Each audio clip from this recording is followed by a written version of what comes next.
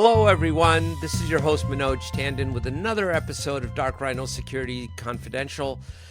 We have another awesome guest, but as you can guess, I'm going to first ask you to please hit the like and subscribe buttons because we all work for an algorithm. And the more you do that, the more we're able to bring you content like this and great folks like who we're about to have on the show. So without further ado, I'd love to introduce you to Mr. Ed Gaudet. Ed is the CEO and founder of SensiNet. We'll talk about that, but he is a thought leader in enterprise risk and third-party risk management. We'll get into that topic. It's very relevant to our audience. He is deep into cyber governance in the age of AI. He has 25 years of software leadership experience in cybersecurity, risk management, and healthcare IT. He's been known for driving innovation at companies like Imprivata and Liquid Machines. Thank you for being here, Ed, and taking time out of your busy schedule. Thanks, Manoj. Yeah, no, this is it's a pleasure to be here. So the audience loves an origin story. Did you always want to be a computer science guy when you grew up? Or hell no, I was a hippie. I was a beatnik poet. I still write poetry. Really? Do you publish? Yeah, I do. Yeah, I'm published. Yeah. Yeah, I'm in JAM. I'm in the Journal of American Medical Association, among other literary magazines. Really? Yeah. So I'm.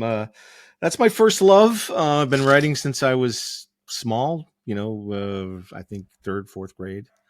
And I've been putting more time into it. The older I get, because we don't have much time left, Manoj, on this planet, right. as we were talking about earlier. We were talking about that a bit earlier. Certainly, the years ahead are far less than those that have gone by. So, hug who you love and what you love, right? Mm-hmm. So, how did a poet get into the world of governance and risk management? I was in a business school, believe it or not, as a writer. I went to Bentley University now, which is an accounting school in the Northeast and in the Boston area. And I was a writer of all things, and forced to join the military, which is really the right amount of discipline to balance out my hippie persona. What year was that in, if you don't mind my asking? Oh, well, so I graduated high school in 83. So 83 to 87. Yeah, it's 60. I'm going to be 60 this year. That's it's awesome, a big year. Man.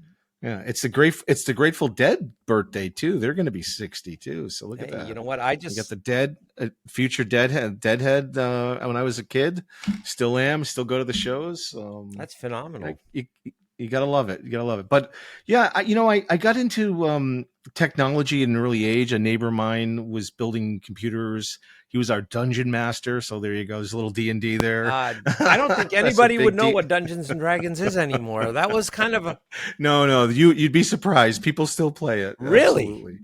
Yeah, they do. They sure do. So that sort of led me into the world of tech, and I took a programming class in college, and had an opportunity to join a startup right out of school as a technical writer.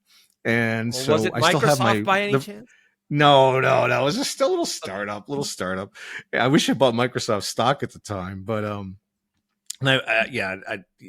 anyway, it was we were building products to help people transition off of VMS. If you remember the VAX VMS, I worked on it quite a bit. Yeah, so you and I are probably similar. We are not more than, we're not even 4 years apart. Oh, very good. So yeah, we built things like EDT, which was an editor on the VAX. We had a command line language we called VCL, which was a DCL emulator, and we built backup and storage and email, all for Unix and for MS-DOS at the time, and for OS2. It was kind of interesting. My first foray into what a startup was. Within a year, I was running marketing, and then within 2 years, I was running sales and traveling the world as a kid, and really, dealing with that imposter syndrome, we like to say, right? Where you have all this huge responsibility, and you're making it up, and you're learning on the job, and I'm an autodidact, so I'm a self learner, and what I didn't know, I read and learned on the job and applied, and wasn't afraid to make mistakes. And shortly thereafter, I realized I had this ability to see market needs from a product perspective, and love to build products, that really change markets and change the way people do things. Typically, manual processes that get Yep. automated in some fashion. So, That at what point did you uh, start your own journey with your own companies, if you will? well, I like to say I've had the pleasure to work at 11 companies in my career, and many of them were at an early Okay. stage. So some of them I was the founder, some of them I was an early founding executive, and so I consider myself part of the success or failure. We had a couple failures there of those organizations. And again, you always have a founder or two, but it takes a team. It takes a great team to build a company. And so, regardless of whether I founded the company or not, it's really just standing on the shoulders of just a great teams of people over the years that really knew how to build amazing products and get them to market and grow businesses. I've worked on two IPOs, so I've taken two companies public. I've done a bunch of M&A in between, and like I said, I had a couple failures It's there. okay. So I'm not batting 1,000, but I think I'm batting over 600. That's pretty good. Yeah, That's Warren Buffett territory. yeah, it's not bad. He Yeah, wasn't batting a it's thousand either. it. You never hear about the failures. You, Yeah. the failures are where you learn. The failures are the ones that really define you, I think, as individuals, because it's what you do and how you recover from them that I think develops who you become longer term. So we have a lot of young listeners to this show. Mm, And yeah. anyone who's listening to this who might be thinking, okay, right now I'm an analyst and I do want to jump off the high dive, if you will, and go off on my own. Is there any advice or any characteristics you would say they need to develop to make that leap of faith? Hmm. I think just do it. Like, if you're young enough, um, just even if you're old enough, like there's no t- time is artificial. We impose this notion of time on ourselves. And you hear the stories of the 7-year-old that just got her graduate degree or doctorate degree, or I love those stories because that's a person that didn't use time as a constraint, right? So whether you're young or old, it doesn't really matter. If you have an idea and you have a passion about something, um, go for it. Like, even if you fail, you're going to learn so much on that journey about who you are and the what abilities you have. And again, for me, I became I guess a startup entrepreneur junkie, whatever you want to call it, because of that ability to have the unknown reveal itself, and really enjoy the things that I didn't understand or know about myself or individuals or the product or the customer or whatever the market over time. To me, that's what really gets me out of bed every day, is dealing with that That's unknown. someone that's going completely against the grain because most people are programmed to fear the Oh, I know. unknown, right?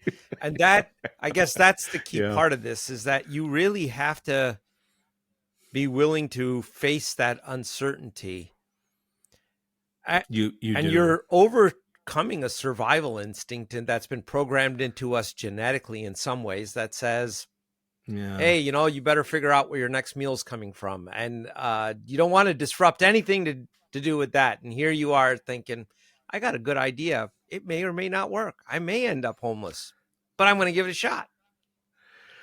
Give it a shot, and you'll take so much away from the experience that, again, is priceless.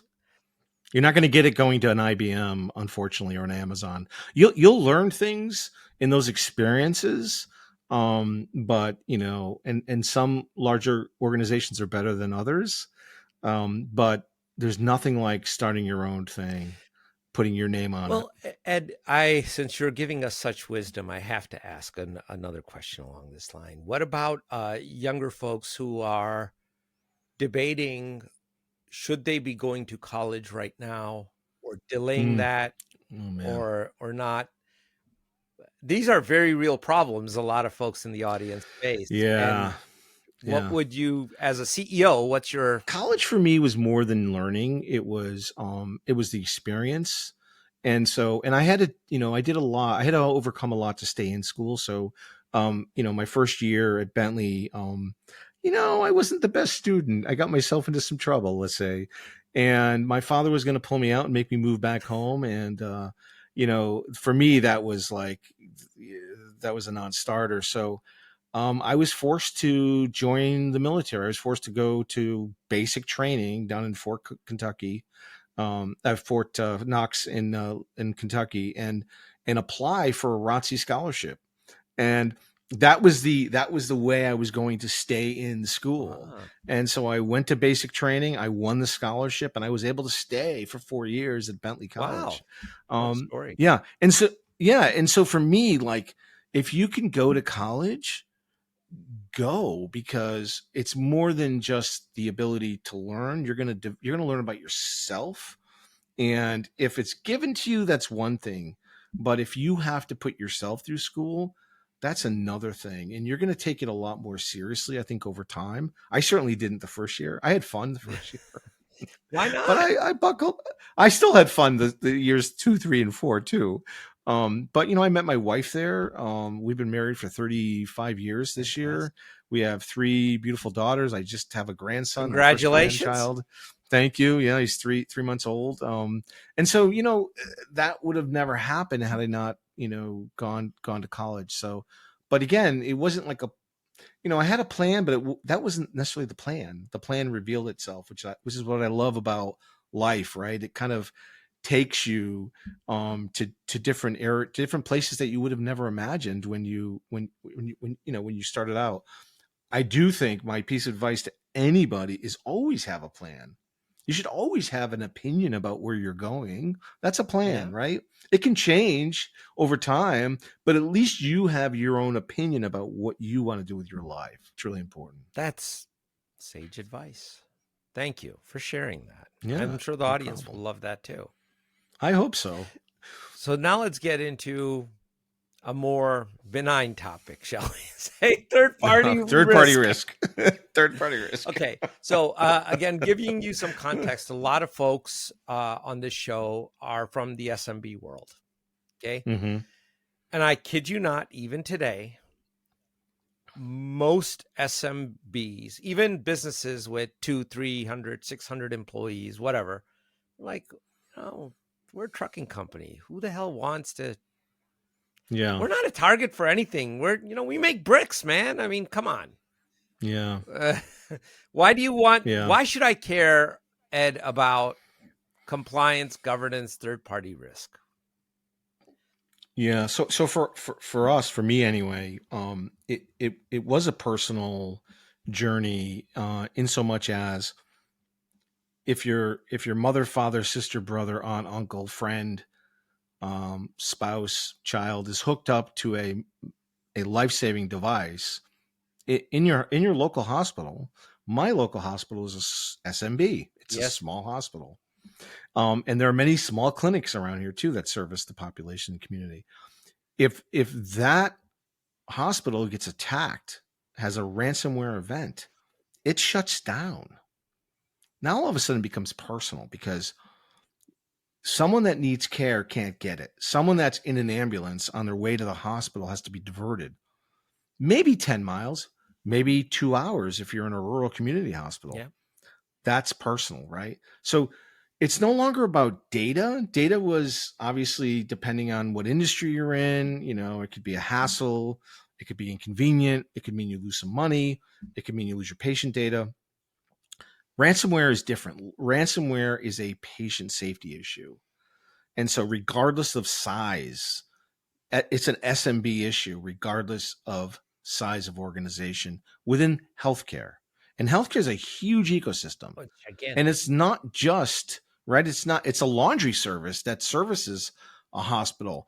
Why does a laundry service care about cyber? Well, if they get attacked and get shut down and can't service hospitals for whatever reason, guess what? Those hospitals can't operate because they have no laundry. No. So it's if it's a food service provider, if it's a consultant, a mom and pop consultant, maybe doing revenue cycle management collections, they can't collect revenue. They can't obviously operate as an organization. So healthcare is a vast ecosystem that not only includes healthcare providers, but also many other supporting systems and services that are integral to those organizations running. Take us into a little bit what's going on in the mind of these healthcare companies when it comes to cyber. And I'll give you a little bit of context. So you've heard of Change Healthcare, and I'm going to pick on them because they put themselves in the news twice. Yeah. Yes. Right. Yes. So here's a large organization, and I'm going to go out on a limb here and say that I bet if you tried to sell them or lay out a very deep cybersecurity defense in depth architecture, well, they'd say we don't have the budget to do some of these things and we're not going to do it. Yet, mysteriously, after losing their asses twice, they found $22 million to pay the ransomware the first time. And then that wasn't enough. They donated $22 million again. And I can assure you that whatever amount would have gone into putting in defense in depth strategy in place, it would have been way less than $44 million at Change. Yes, indeed. So this is all public knowledge. So now based on what you've said, what's really going on here? Like, why don't they take this seriously, or they do, or where's the gap here? Because there's obviously something that's amiss. Yeah, it's a big problem, and there are many. There's much blame to go around, so to speak. But cybersecurity has been a silo within IT for years. It's a fairly technical discipline. Some of the challenges are the language that those professionals use when they communicate things that are problematic to the organization, threats, vulnerabilities, etc. Right? They speak in terms of technology, and we spend a lot of time and money transforming the top line activities, the top line processes we have in an organization, whether they be new business models, new ways to generate revenue, new ways to generate and extend customers, right? But no one looks at the cost centers and really thinks about, is there opportunities to transform cybersecurity? Is there an opportunity to transform third-party risk? And what we would posit is, absolutely, now is the time to consider that with all of the pressures you have from funding sources. The new administration is shutting down a number of funding sources that these hospitals are used to. So budgets are going to get tighter and tighter and tighter, and no one wants to lose people.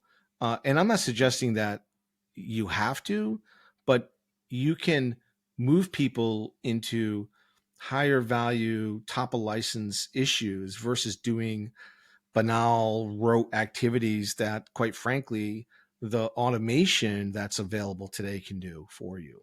And so why do you have people doing risk assessments when you can have a platform like a Sensinet do the risk assessments for you, or an MSP team do the risk assessments for you on your behalf, right? And then your risk team can spend time learning to communicate to the business in terms the business understands. Now, part of that is because, for the most part, we think, again, as an industry, we think in terms of technology. We've got a vendor, we have their product, we want to assess the risk across using cybersecurity frameworks like NIST, Yeah. right? We want to look for things like encryption and multi-factor Sure. authentication and business continuity plans and recovery times and objectives and things that, quite frankly, the business may not really understand. We have an opportunity to change the way we communicate with the business based on the business process, based on the process that basically the business understand. Each business owner understands their process. Sure. They understand the technology that they use to enable that process. They understand the importance of that technology. They understand if it's a critical function in the organization or not. If that shuts down for any period of time, 24, 48 hours, is there a functional impact to the organization? Will that organization shut down, or can it continue to operate? They know that, but we need to stop working in silos and start thinking horizontally about the problem and talk about it in terms of business processes, talk about it in terms of critical functions, talk about in terms of impact, right? What's our exposure, our risk exposure if this system goes down, and how quickly can we recover? And do we have those recovery plans already identified and created? And have we tested those recovery plans, right? Everyone knows today it's not a matter of if, it's a matter of when. So then your recovery plan better be good and it better be tested, because if you're going to get hit, it's going to be as quick as it's going to be all about how fast you can recover, not about the fact that you got hit. Yep. That's going to be a huge part of it. And a lot of organizations have come to understand they sometimes can't recover. They can't or they treat it separately. We have an opportunity to consolidate and bring these things together. These worlds should come together because they're relatable and they're related. And yet we treat them as silos. Why are we doing that? Why do we have separate people running these different silos? We should put them under one roof and really leverage the automation that's available. But who's going to? There's so much available. Who in the organization would actually lead that effort? Because now that means that whoever's going to do this has to be a bridge between the tech and the business. Yeah. And they have to have a functional knowledge of how they make money. Yeah, that's right. It's either the CIO, it's the COO, it's the CISO, depending on the level of experience and maturity. There are plenty of CISOs out there that can have a conversation with the business, understand the dynamics at a board level, understand the communicate risk in terms of business risk, not technical risk. Understand patient safety risk versus operational risk, right? So there are, but they have the independence? Do they have the agency to actually? Some do. Yeah, some do. Absolutely. Some do. Some don't. Some can still do it, but don't have necessarily the agency, but still are capable of doing it. And then some have neither. So that has to be addressed in some way, shape, or form. And that's the CEO's job, I guess. It's how it's getting addressed. It's getting addressed post-event.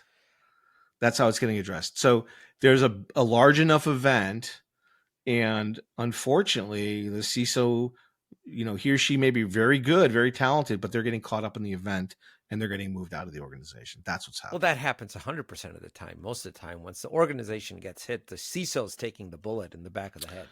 Not always. No, I disagree. Not again, because things happen, right? Things happen. As long as you're communicating, you've done everything you possibly can. It's why would you terminate a CISO that is doing all the right things, communicating all the right things? And like I said, it's not a matter of if, it's a matter of when. You cannot have 100% security. It's not possible. You can't afford it.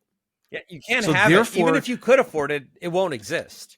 Well, no, it won't exist because you shut everything down, right? You can't, like a 100% secure home is a prison. Is a prison. Exactly. It's just not, right? It's not usable. There's no utility, right? So you have to operate the business with a level of risk. There's no such thing as a fully transparent 0% risk organization. There's risk all the time. The question is, what is our risk appetite? What is our risk tolerance? Are we funding it? Can we afford recovery in hours, or do we need to have recovery in days for this particular business process?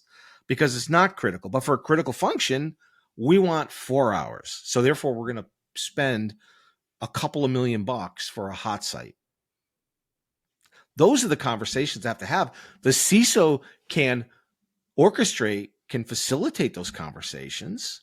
Absolutely. But ultimately, that's a board level conversation. Do we have the investment? Do we want to make the investment to cover the risk here, given this recovery objective or not? And then we take the risk. Yeah. And would you fire a CISO because there's an event? No, you wouldn't. You wouldn't. Politics. Yeah, sometimes, but someone always has to take the blame. There's always look at all the major ones that have happened out there, and it's someone.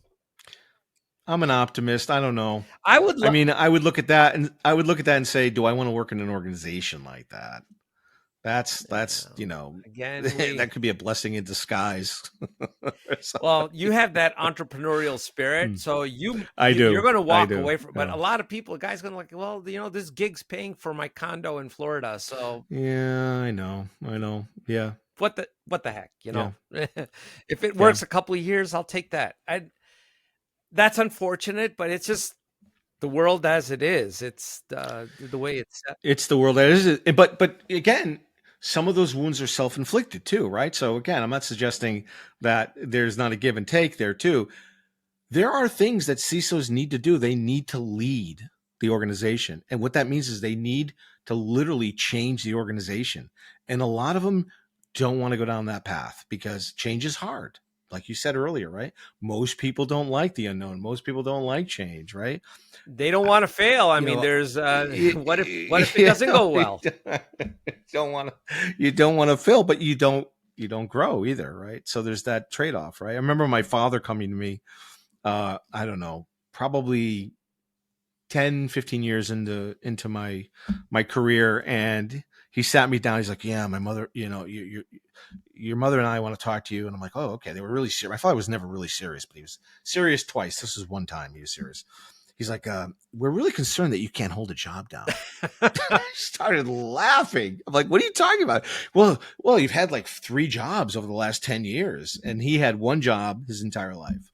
I'm like, Dad, that's the business I'm in. I'm in tech. I'm going to have a job probably every 3-4 years, a new thing.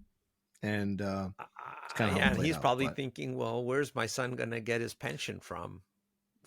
Yeah, well, that's true too. But again, it's that survival mentality, and it's the world in which they grew up, and it is, and it was par for the course in that era at that time. I can't blame them. My parents had a similar line of thought, so I certainly understand. Do you want to know the other question? Yes, I do. So the other time he sat me down was, I traveled most of my career, and typically West Coast because just tech is on the West Coast, East Coast, right? And so one day he sat me down again. Your mother and I want to talk to you. We're really concerned. I'm like, what's going on now? Like, do you have another family out on the West Coast? I'm like, what are you talking about? You're always out there. We just saw this Lifetime movie where the guy had 2 families. I'm like, Dad, I can barely keep my 1 family. How would I do 2 families? Are you insane? Oh, anyway, well, God rest his soul. That does point to something. It's the pace of change has accelerated so quickly. Like in their case, it would have been, how can you have 2 families? But the world had evolved enough that you could. It became a smaller place. So it's probably not practical, but a willing person could maybe pull some stunt like that off. Now, I'm sure there are people that are doing it. There's no question. But you look at what AI has done with the folks at OpenAI who kicked us off on this thing, and how rapidly they've supercharged change. Right? Isn't it beautiful? I think it's from a technology's perspective. Well, I think it's great from a human perspective because it's so disruptive. I don't know about that. Well, I think it's going to be great because I think it's scary as hell for people. I think it's, my poet side is like, whoa, what world are we leaving my grandson? A world in which they can be poets and not worry about the grunt work, hopefully. That would be interesting, right? That would mean that it comes full circle, because remember, there was a time where the poets were as important as the politicians, right? Sure. And so that would be interesting, but I don't know if that's what's going to happen, because it's people. It's Soylent Green, as they say, right? It's people. So whenever you shout out to Charlton Heston, whenever you have people in the you have nefarious behavior, and that's we haven't even scratched the surface in how we're arming evil right now. Like, what we know what we're doing for good with AI, or at least we think we know what we're doing for good with AI. What are we doing for evil? Well, Like, what is that going to look like in 10 years? That's the thing that scares me the most, because AI is such a force multiplier, and we're just scratching the surface I right think now. it's even true on the good guy side. I don't think we've even lit the It candle is. on that yet. The what is going to be possible versus, I mean, there's a lot of talk in media, a lot of gloom talk about, oh, these jobs will go away and this is going to happen. And you know what? Some of those jobs are absolutely going to go away. If you are an auditor, not today, but I could see 5 years out, that job is toast, right? What Development jobs are already changing. I development mean, we're already jobs are seeing. going to change. If you are a radiologist or a pathologist, probably 20 years out, you might not want to renew your degree or change it to something else, Yeah, right? yeah. Anything that involves repetitive pattern recognition is easy pickings, right? Whatever that may be. I just randomly picked a few things, but that's always been true in human history, right? Also, see 15 years out, paralegals. To me, what's limiting right now is our power structure. Because if you give ChatGPT a real problem, it bombs out. Like, if I gave it a problem that I would actually outsource to an FTE, and believe me, I've done that a few times just to see what this thing was capable of. Mm-hmm. It always just says, this is taking too long and I'm not going to do this. And that's a limitation of, Yeah, but we're 2 years but we're into 2 years it. Like, into in it. 10 years, we're going to have quantum computing, and it's not going to be a limitation any Well, we need to longer. power these things. So someone has to come up Yeah. with the energy infrastructure, Yeah, someone will. yeah, to do that, which is why Someone I'm will. giving it like a 10, 15-year timeline, because it'll take time to get those things online. If we have the power,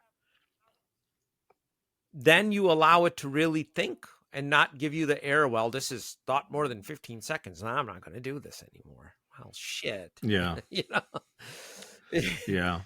But I don't think Yeah. we've lit the candle, Ed, on both sides on this. And we've had a couple guests on the show, a couple professors. And, there is this thought that maybe cybersecurity becomes a robot versus robot. Interesting.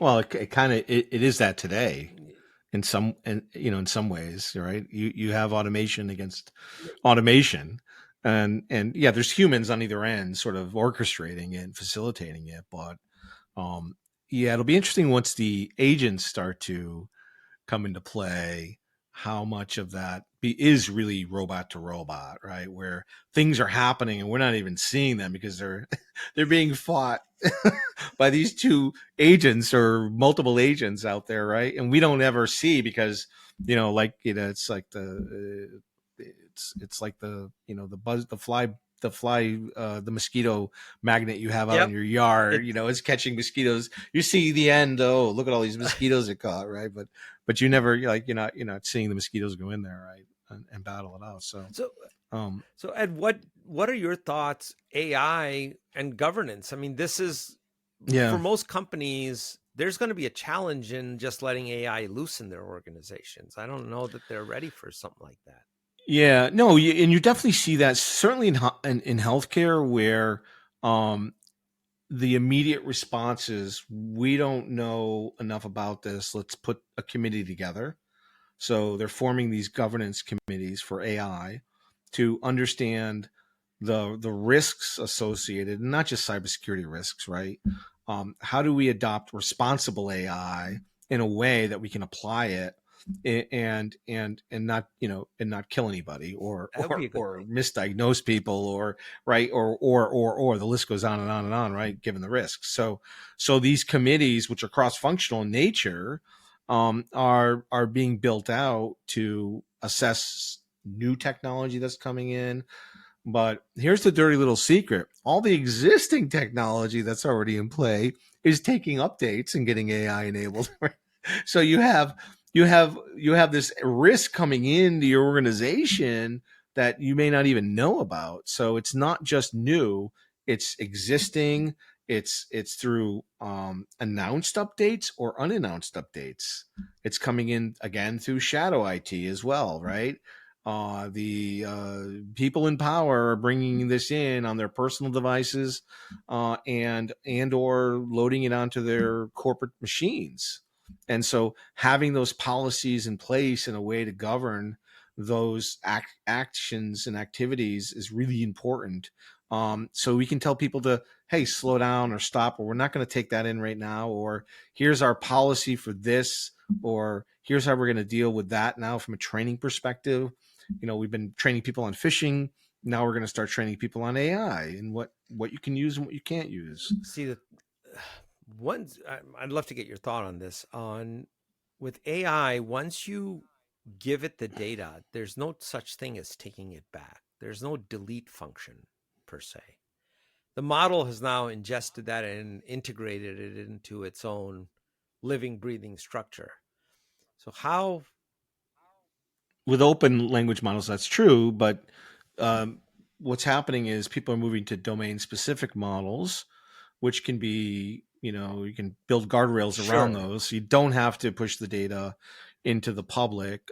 There's also capabilities for you to delete memories, or not enable memory functions. So there's ways around dealing with that, which was obviously a big risk early on 2 years ago. That was the big focus. So I think the industry, like for example, we built a whole infrastructure partnering with AWS to make it self-contained, proprietary, secure by design, but also secure by default. So our customers could take zero capabilities that were AI enabled. They could take one, they could take all of them, or a combination at their pace, right? So it's on demand versus we turn it all on, right? It's all on by default, which is a disaster. We don't recommend that. So we think more organizations that are building out these solutions should take a secure by design, secure by default approach to AI. So that brings us to your organization. Tell us All exactly right. what SensiNet does. Yeah. What do you guys do here? Yeah, so we help healthcare organizations manage their third party and enterprise risk, and we do it on a platform. It's built on a network based architecture, which think of it as a marketplace, if you will, for risk. Okay. So we connect the providers, the hospitals, the health systems, with their ecosystem of vendors and third parties, including their products. And today we have over 54,000 vendors and products in the platform. And the vendors basically have the equivalent of a cybersecurity data room where they can manage all of their risk data that they have to provide to the health systems in order to transact with them, right? So as part of if I want to sell to a healthcare organization, I have to complete a security risk assessment. I have to provide documents in the form of evidence based on the claims I'm making in those questionnaires, and we manage that on the platform for those organizations and those vendors.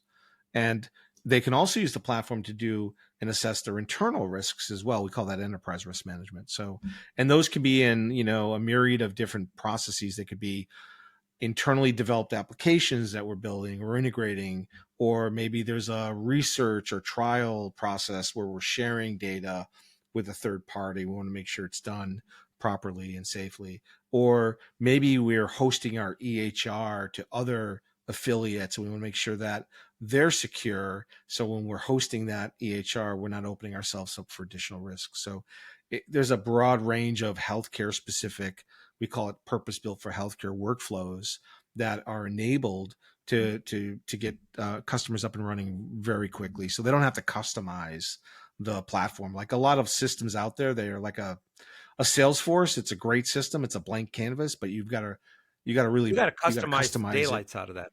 You got to customize the deal out of it, right? We're doing that right now. We're a small company. We're spending a lot of money on customization, and we think that, quite frankly, there's enough knowledge in the community, and because we have this approach, we can leverage that knowledge, we can leverage that experience, and put it back into the product, so others don't have to customize it. They can take and leverage what the community has been doing since we started the company. That's fantastic. So in your system, then, are you, does the organization, so a healthcare company, are they manually entering all this information, or are you actually have agents that are going out, gathering the asset information, looking at the processes, or pointing a AI agent at a particular process and Yeah. Great question. So we have those capabilities enabled, but like I said, we don't turn them on by default. So when the organization is ready to adopt them, they can turn them on. But from a manual perspective, there are workflows that are automated in the platform, and a lot of what a hospital will get is leverage based on the network that we've built with the community. So, for example, if I don't know, where are you Pittsburgh? based? I didn't ask you this. Oh, you're in Pittsburgh. Okay, so if Penn Medical wants to assess Sensinet as a vendor, they'd go into the platform, they'd send us a request, and we'd push a button and send them back all the data. What we call it a one-click assessment. And so an assessment that's manual, done with spreadsheets and phone calls and data objects, PDFs and files, it's all centralized, consolidated on that platform, and we drive efficiencies through those automated workflows that we built for customers. Does that make sense? Does. And we curate all of the data. So we curate the regulations, we curate what's required for HIPAA, we curate what's required for the NIST cybersecurity framework. We also provide it back as benchmark data, so you can see how you're doing, not only within your own program, but relative to your peer group as well across the network. So it's really good information as you're building out your program.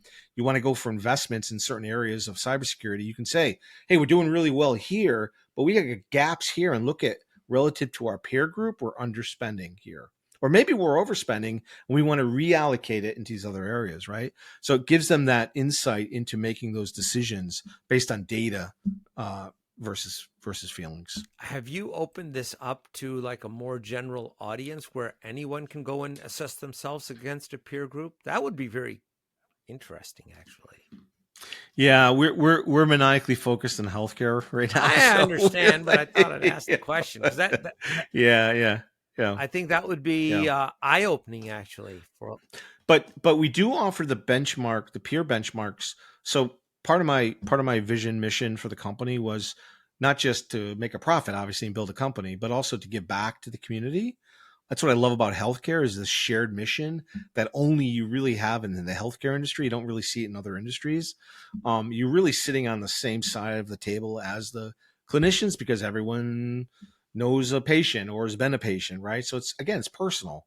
So you want them to do the right thing. So we give back to the community in certain ways. One way is with our time.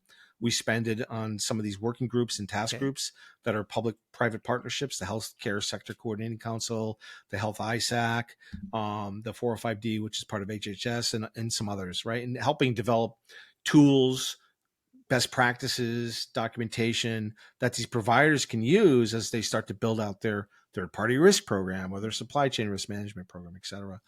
And then we also enable any health system to come into the benchmarking peer capability, basically the peer benchmarking. We open it up annually to everybody, and they can go through, benchmark themselves, and they can see how they did relative to their peer group. And we publish a big report based on the findings back to the community as well. And we do that in partnership with this. We've been doing it with Class Research. This year we're doing it. We haven't announced it yet, so you'll be the first to hear this. We're doing it with the exclusive. So yeah, we're doing it with the Scottsdale Institute. We'll be making that announcement soon. And Scottsdale's great. And then American Hospital Association, the Health Sector Coordinating Council, the HISAC, they've all been sponsoring it as class research has been over the last 4 years since we've been running it. That's great. Yeah. Especially if you can get these Thank you. organizations to start using that benchmark data to better themselves. That I know it's such a useful tool, and I'm actually surprised more people don't take advantage of it because it costs you time, but other than that, there's no cost. We don't nickel. We're not going to like bait and switch you. We've been doing it for 4 years. If you want to work with us with other aspects of the product, you can do that.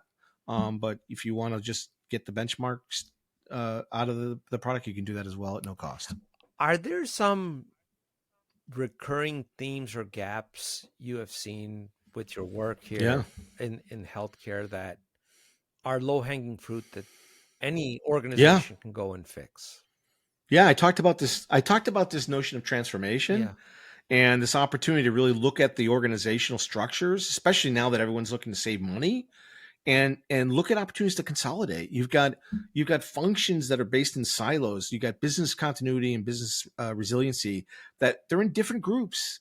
They should be under one group. You have your medical devices. Typically, they're managed by the bioengineering group or the biomed group.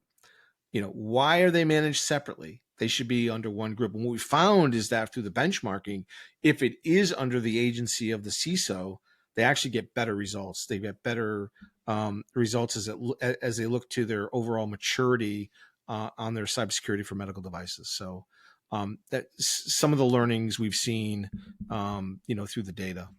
So consolidation does work, and especially if it makes sense, and it makes sense to have not just risk, but business continuity, business resiliency, medical device security, all under one organization, in our opinion. And so it's an opportunity to transform the way you do things today and look for opportunities to save money and leverage technology. People always talk about the holy trinity of tech, right? People, process, and technology. But then they get punched in the face, like as Mike Tyson would say, right?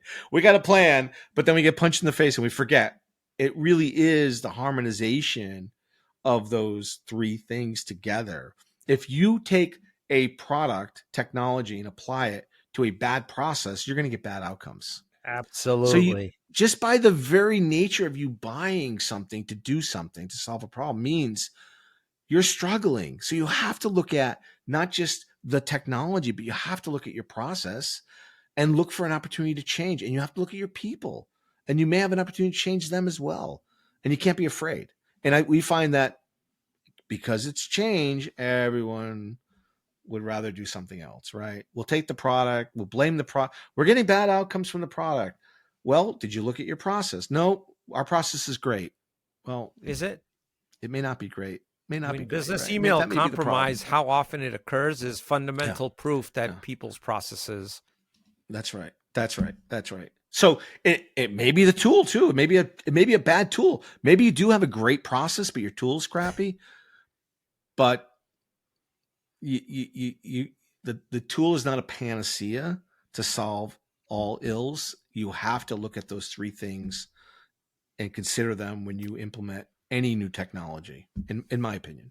Having done this for, I think, I can't think of a single guest who's been on this program that would remotely disagree with you on that topic. It's been said multiple times, yet it still seems to be the Achilles heel of most. We violate it all the time. Yeah, we violate it all the time. All the time. Because it's people, Manoj. It's Soylent Green. It's people. No, but I get it. They get punched in the face, and then all of a sudden, until they get punched in the face, or they get fired because there's an incident, and then they're like holding the bag, like you said, like, well, maybe it was warranted, maybe it wasn't, right? Yeah, it's yeah. So, Ed, we're at the hour here. I also wanted to give you a chance to plug whatever you'd like to plug and share with our audience anything that you want to share with them. I would love to plug the Grateful Dead. Enjoy the trip. No, love what you do. Hug who you love. Hug what you love. Otherwise, how do you get out of bed every day, right? Life's too short. don't, don't do something you don't love. Take the risk, especially while you're younger. You can always recover. And just remember, life is a journey. Not it's there's really no destination. I guess destination is the ground or an urn, right? And hopefully maybe something bigger and better than all of us. I don't know, but we're gonna find out. We're gonna find out. But all right. You're if people want to get a hold of you or your organization, how do they go about doing that? You can find me on LinkedIn. You can also look at us on the website. So it's CNSINET. It's my ADHD. Sensinet.com and or LinkedIn. Come join my LinkedIn community and message me, and I'll put you in touch with the right folks. Look it up. That's phenomenal, Ed. So, thanks for sharing your deep insights, and it's been great. And and as your company grows, don't be a stranger around here. Come back in, share with the audience. Well, I'd love to, Manoj. Yeah, absolutely love to. Keep doing what you're doing. Appreciate it, and you're always welcome back. Thank you, sir. Appreciate you.